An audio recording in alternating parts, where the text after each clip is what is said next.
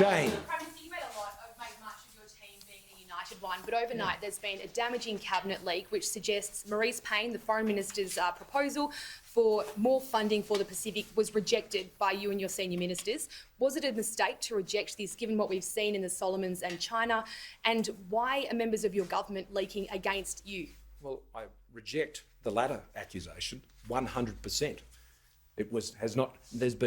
My National Security Committee has been extremely tight, and I have no doubt that the members of my National Security Committee are very, very tight.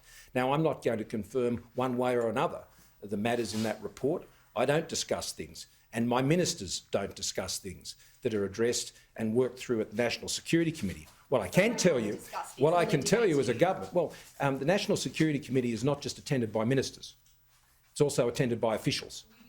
The source of this leak? Look, I'm not confirming. I'm not even confirming that there's a leak. I'm not even confirming that there's a leak. So you shouldn't jump to conclusions about these things. I know what the reports are, but I don't discuss national security matters. And the reason I don't do that and play the game of saying yes or no to these questions is because I don't confirm or deny any issues that are raised around national security. That's what a prudent Prime Minister does in managing the sensitive issues of national security. Now, what we've done as a government is this year alone, $2.7 billion invested in our Pacific family. We are by far and away the single largest overseas development assistance partner of the Pacific family. We are their partner of choice, including in the Solomon Islands, which was just confirmed by their ministers recently. And that will continue to be the case. Australian Federal Police continue to be there to support law and order and stability in the Solomon Islands, and that will continue for quite a period of time at their request.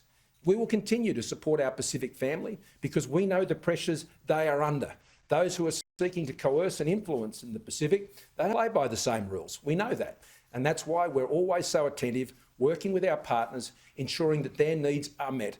And I know that that is greatly appreciated and supported. I just had a message today from Prime Minister Bainimarama about that very point.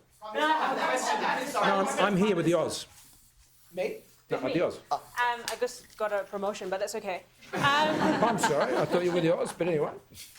Just on the National Security Committee, obviously someone is talking about this, but if you don't want to discuss that, just separately, would you consider examining then doubling the Pacific aid funding just to counteract that Chinese influence? Well, you're making an assumption about what's driving decisions in the Pacific, which I don't think holds. What do you mean by that? Well, you're suggesting that if you just double funding into the Pacific, then somehow the Chinese government doesn't have any influence or won't be successful in seeking to coerce or exert its influence in the Southwest Pacific. That's your assumption, and that assumption doesn't hold.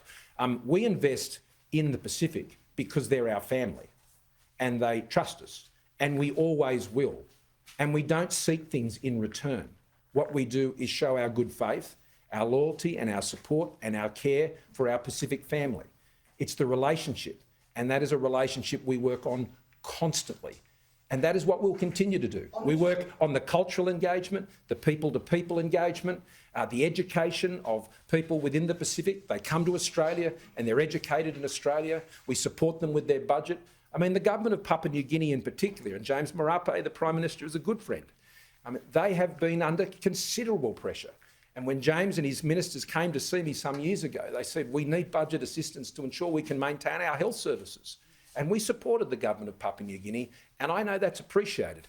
And the reason why, particularly with Papua New Guinea and so many of our Pacific families, they've always been there for us too.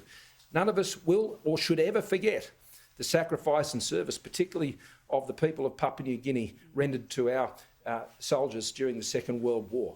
I'll never forget it. I've walked that track and many others. And their heroism and their gift to us over those years will live forever in my mind.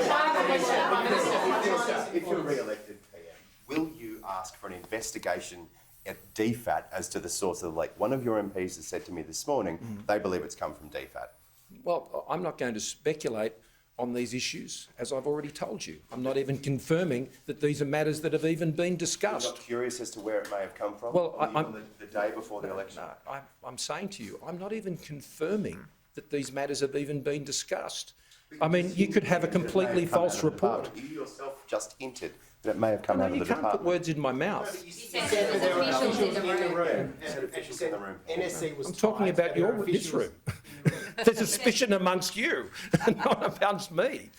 Suspicion amongst your Yeah, anyway, I think I've already addressed that, James. I've already addressed that, James. on Chinese